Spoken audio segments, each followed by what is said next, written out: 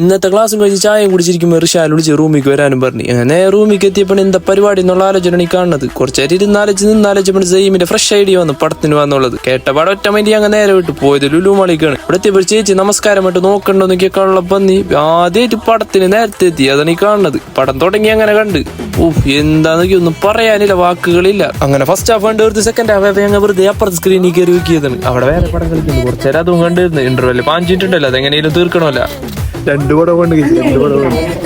അങ്ങനെ സെക്കൻഡ് ഹാഫിന് കയറിയപ്പോ ഒരുത്തന്റെ സീറ്റുമായി റിക്ലൈനറിന് പോയിരിക്കണം. എന്തായാലും അവന് ഇരുന്നു. പിന്നെ ഞാൻ ഒരിക്കലും വലിയ കുഴപ്പമൊന്നുമില്ലല്ലോ, അതുകൊണ്ട് ഞാനും കയറിയിരുന്നു. പിന്നെ സെക്കൻഡ് ഹാഫ് കേട്ടന്നായി കാഴ്ച.